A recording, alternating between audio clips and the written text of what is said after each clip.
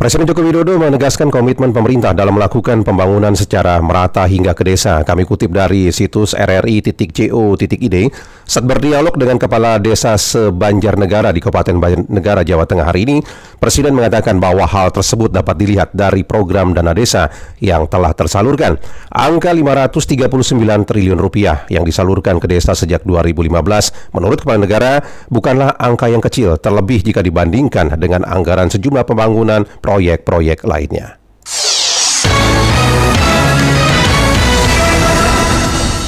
Pernyataan Presiden tersebut dikuatkan Menteri Keuangan Sri Mulyani Indrawati yang menyebut bahwa pembangunan infrastruktur sepanjang 2023 berasal dari anggaran pendapatan dan belanja negara atau APBN. Berikut laporan selengkapnya disampaikan Madalena. Sepanjang tahun 2023, pemerintah telah menghabiskan anggaran sebesar 455,8 triliun rupiah untuk pembangunan infrastruktur.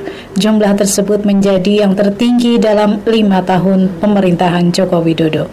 Menteri Keuangan Sri Mulyani Indrawati dalam keterangan pers realisasi APBN 2023 mengatakan anggaran pembangunan infrastruktur tahun 2023 meningkat lebih dari 22% dibandingkan tahun 2022 yang realisasinya mencapai 373 triliun. Anggaran pembangunan infrastruktur yang besar, kata Menteri Keuangan, sering menjadi sorotan masyarakat.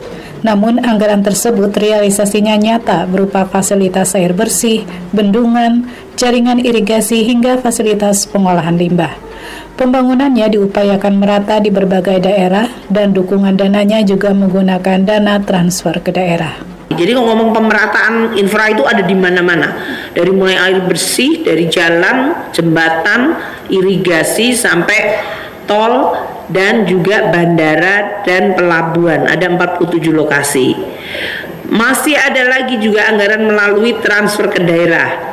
Dalam hal ini ada jalan, jembatan, terus SPAM ini ya untuk air bersih, PDAM itu sangat-sangat penting di daerah.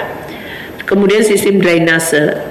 Jalan tol untuk Sumatera tahap 1 ada 972 km, tahap 2-nya 200 km kita selesaikan. FLPP 200.000 unit rumah itu juga kita dukung untuk masyarakat berpendapatan rendah.